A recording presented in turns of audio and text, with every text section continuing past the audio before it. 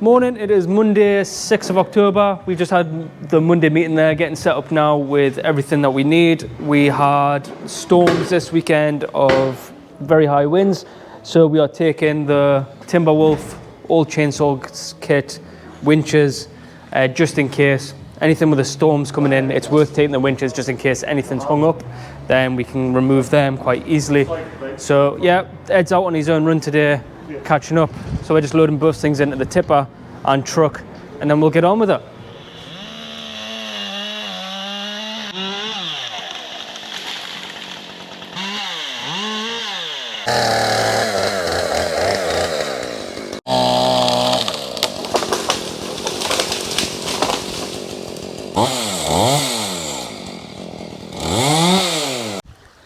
Right, and that's them two down. We're just about to deal with this one that's went over the water, but this is the exact reason why we do. Although it looked pretty strong when it was up there, it's just fully dead in the centre, complete centre rot. So they say it can hold on an inch of bark, doesn't it? But so it was going to hold, it wasn't going to go down, but it's sort of preventative measures. And a lot of the willow around all these woods, you've got loads over there throughout the whole place, is just all like that. All the willow starting to rot out from the centre. So one of the jobs is just to check it, and as and when we deem it fit, we then remove them, like in this case here. Everything on that side where we felled the two trees, we've stacked up, and all the brushes in a pile ready to be chipped. This is going to be our next one, so you know what, 2 meters from the main path, and we've marked it as dead. As you can see up towards the top, all the top branches completely zero leaf. You can see it's dead, but equally on closer inspection of it, you can see a lot of woodpecker damage down on the base. And woodpeckers tend to go for more rotted trees or dead trees when they're pecking. So a lot of damage on that one. Again, it's not coming down, it's obviously solid, but it's just a higher risk tree. So because it's higher risk, we're going to get it down now before there's any reason for it to come down over visitors or whatnot walking the path. So Duncan's going to fell this one, and he's going to fell it, try and get it through the gap, simply because it's easier on cleanup. If we send it this way, then it's coming right across the path over the stream, a bit harder to clear up. Worst thing that happens is it gets hung up in this tree on the right hand side a little bit, and then we need to get the winch on it and pull it back out the way. But I'd rather that than it kind of go through the stream and over the path and everywhere else. So we're going to go for that now. Duncan's going to fell it, see how well it comes down.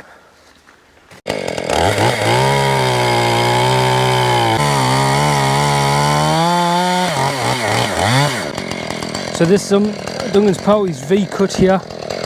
This is going to say what sort of direction the tree's going to fall. You want about a third of the tree cut out at this point. There he is, he's just looking, making sure he's aiming markers in the right way. Once he's happy, he'll go about an inch above the cut, and he'll come in with his back cut, which will then start letting the tree go the way that he wants it. So as he comes in now with his back cut, he's going to leave a slight hinge. He's wanting to come back the way. And he's sent it. There we go. Hung up in that first tree. First thing that we're going to do is get the claw on it and try and rotate it out to the left. You'll probably try and nibble off a side here. Yeah. And then under its own weight, it should start to try and roll. If that doesn't work, then we get the claw on and try and roll it out. I think just a bit of shaking, it'll crash through, yeah. Yeah, keep going. There you go, it's gone. Yeah. That's why that lever ball's good to just rock it about a bit. Oh, there you go. Oh. That one there, as we thought, got hung up in the right hand tree. That was the biggest risk with it. A bit of pushing and pulling, it's ended up just falling through under its own weight. Like I say, if that never worked and it wasn't going to go, we would have got the claw on it and just sort of rotated it through, and it would have just worked its way through the branches at the top and fell straight through. And if that doesn't work, then all you do is you winch it onto a bigger tree that's in behind, and you just pull the base of the trunk backwards, and that would have sent it equally the same way. So not best way, but you could see what it was doing. It was firmly in the ground, it wasn't going to kick back up. Safe enough tree to push about.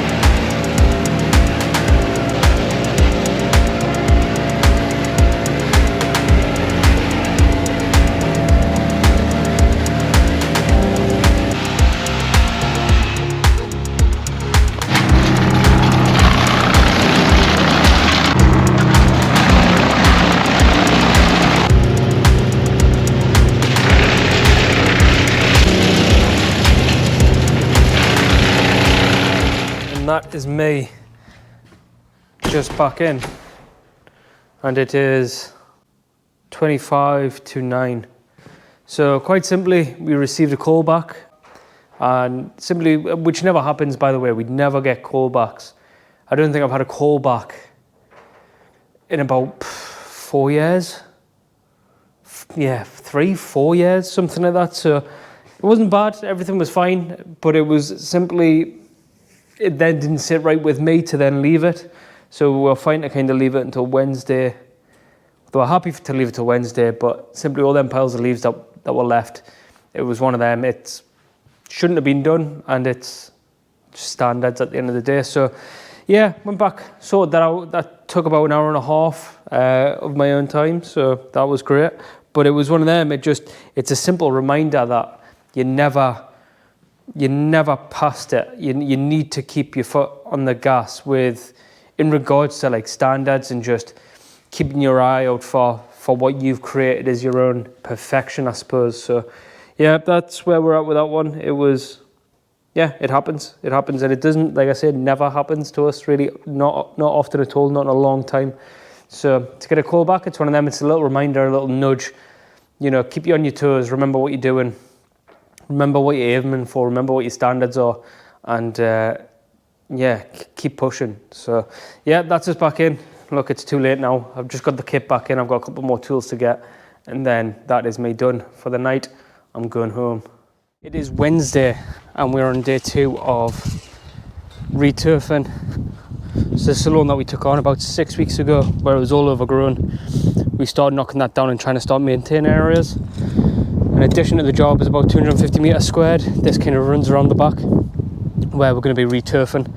So everything's been rotavated yesterday, somewhat levelled out. It is full of rhizomes throughout the whole thing.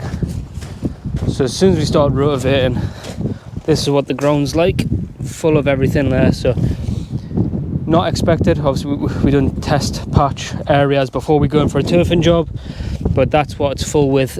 So we've raked 3, 4, probably 5 ton bags worth out of the lawn, and we've got the turf that's arrived.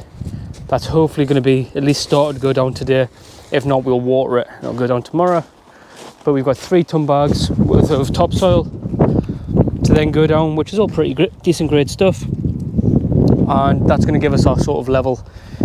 And we've got another 4 ton on the way as well. That's going to be dropped in around this area to start leveling out from everything from that corner to about halfway up the deck, and hopefully the other 3 ton bags will spread between that back corner and up the side. But yeah, what we did come across, because you couldn't see any of the sedging, this has all been removed, and then Tom's just dug out this whole this radius here. So we seen that yesterday, put it forward to the client, and she's happy for that to be replaced. So we're going in for that today. We've got the boards in the back, so we're going to be replacing the edging here as well. Quite honestly, the gravel's higher than the lawn, so we're going to bring the edging up a little bit more. But you can see there how all the roots are sitting in. It's almost like pop bound its own root system. It is covered, so no wonder things couldn't grow very well. So we're pulling that out as we can, and like I say, with a fresh load of topsoil on top, we should be able to get the turf down to a good standard. We're going to be leaving about a 2 foot spacing against the fence, because next month we're coming in with a beech hedging, and we are going to be planting a bare root beech hedge, sort of 1.5 meters high, 3 per meter is what we're going to go for. So that'll put in, and that'll actually screen off this little sort of walking path that's just in behind the fence line here. So that's what we're on today. Don't know how much footage we're going to get. Got the Skag with us with the pallet, because we're going to run it over the lawn and just sort of level it out a little bit using the Skag and the pallet, which works pretty well. And we'll go from there, see how we get on.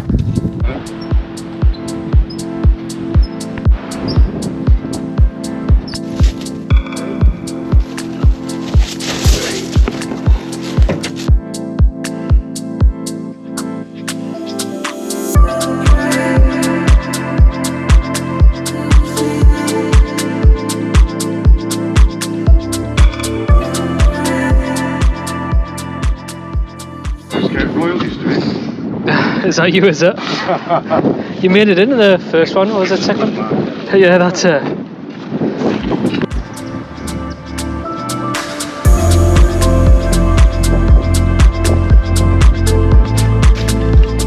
All comes together. How many are you on? 6. 34. Right, quick update then. We're getting there. We've now put down 7 ton of topsoil, so that is us levelled out from the point where Duncan's out with the edging all the way to the far end and around the corner. There was pretty much no movement at all within the actual soil that we had here. It was just, like I say, with all the roots that were in it, or the rhizomes, it wasn't moving at all. So the 7 tons went across. We made that decision this morning to get the extra 4 ton in, and that seems to have made a good difference. It was a great call by Tom to actually do that order pretty early on. So that's us, we're getting there. Then Duncan's carried on the edging from halfway, because all this was rotted out. Carrying that through now, actually making it slightly higher than the gravel drive, just so that it's almost a stopping board for the gravel to come onto the lawn.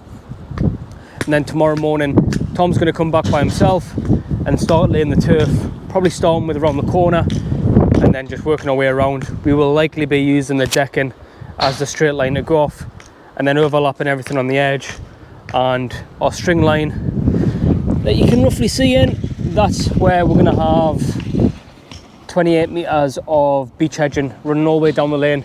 But we're going to order that bare root. That's going to be getting done in November, more than likely, when we can get the bare root in.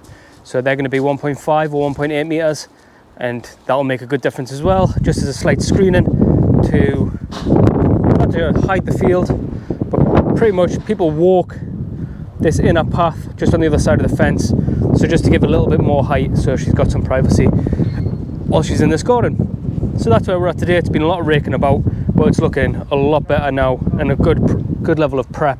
Well, that's it with turf, isn't it? Everything's all in the prep, so that's where we're at. We will probably be back at some point to end up finishing off the turf, because that's been here a day now, so that needs to start going down.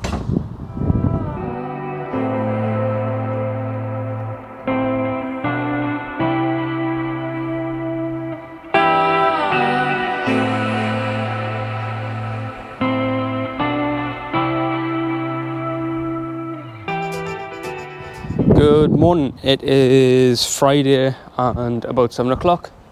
Getting set up. We have got 4 vehicles out first thing this morning. So I'm going to a different site to what Tom is. Tom's going to collect waste from the turfing site that you would have seen in the last sort of clips. And Duncan's coming in at 7:30. He's starting the domestic run by himself. And then Ed's taking his truck and another mower. And we are pretty much splitting into two separate commercial teams. I'm away at 1:30 this afternoon.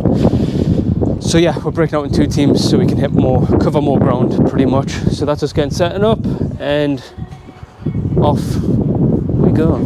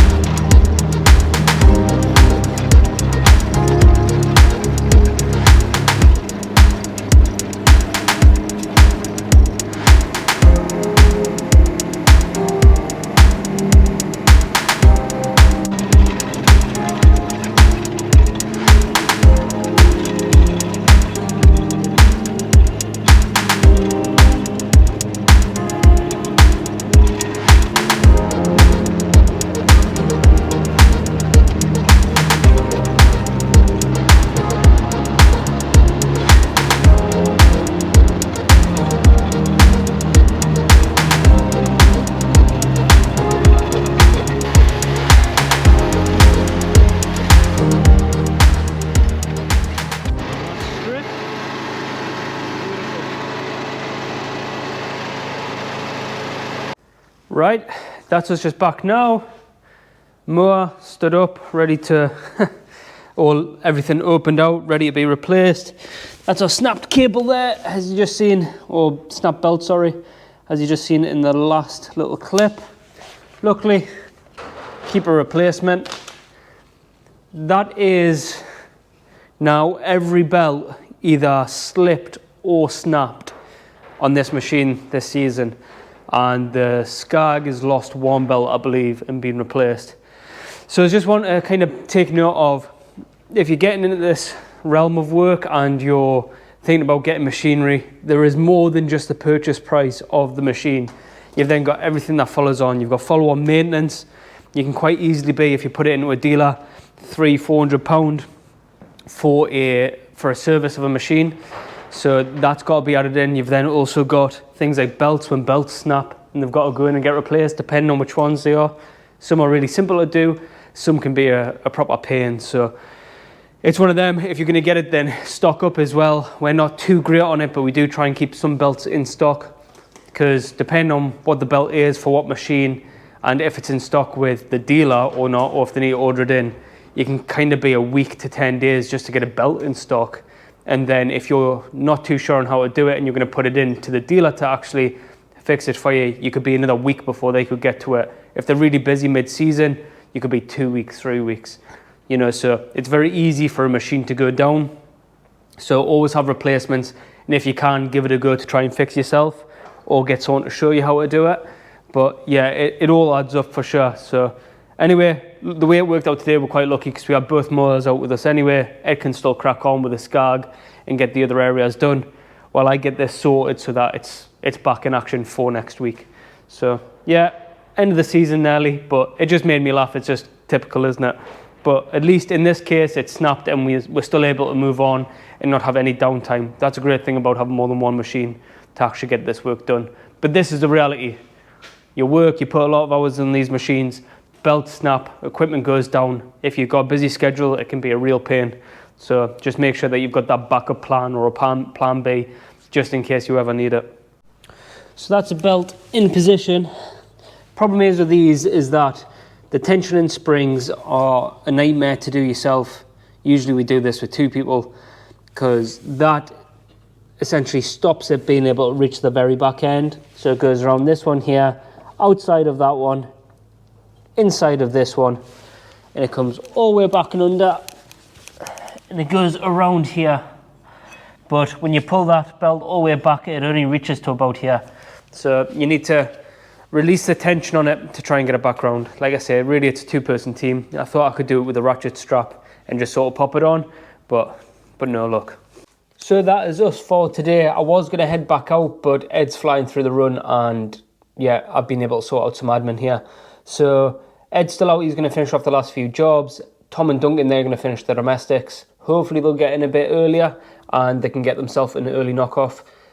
It's been one of them weeks where we've just had a few late finishes on the bounce and quite a lot to sort out in between. That's why the video content side has taken a hit a bit this week, and we've kind of got minimal content out there. And then when I did try today, we snapped a belt and came off site. So it's the way it happens sometimes. Like I say, YouTube has to come second to the business, obviously. But a couple of the messages that I have been getting via the comments, which I much appreciate, is kind of saying how we got to where we are now, and also sort of the running of the business, the finances, that sort of thing. Two things. One, if you are interested in how I sort of started the company and them early days, sort of going in by myself and how I was running things, pricing things, then you can find that on the podcast. I used to run a podcast called J-Rock's Green Industry Podcast, and that can be found everywhere through Spotify, Apple Podcasts, Google Podcasts, all the rest of it. So it's out there. There's about 70 odd episodes, about an hour an episode, half an hour an episode, and I talk through it all. So you can find that on there, but I will do a video on it at some point if the interest is there. And the second one to that is the finances with the business. Not really spoke about this since kind of coming back into things, but we try to buy whatever we can outright. We do have finance in the business, of course we do. What I try and do though is keep everything cash flow friendly.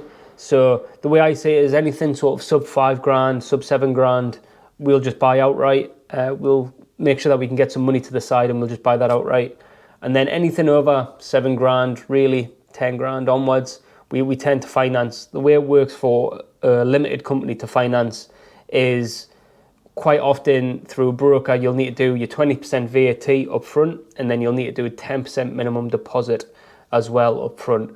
So you can defer the VAT. So VAT is deferrable usually for a limited company, depending on the provider, for up to 3 months. So you can buy something now for 10 grand, the VAT being 2 grand of that, and you can not pay a penny on the VAT for 3 months' time. And what that pretty much does is it allows you to take the purchase, run it through the company, get the 2 grand knocked off your VAT rebate or your VAT return, and then you can pay your VAT when you've technically received it back off HMRC or received the discount on it. So that's your options there. So usually 30% up front, and then we finance the rest if it's over sort of 10 grand sort of thing. If we can, like that chipper, that was sort of a 50-50. We finance sort of 6 grand of it, and we've done a purchase price of 5 grand for the rest of it. So we try and keep things cash friendly, like I say, and we move things around when we can. But yeah, if you've enjoyed this video, then please like, comment, subscribe, and stick something down below. Let me hear your questions.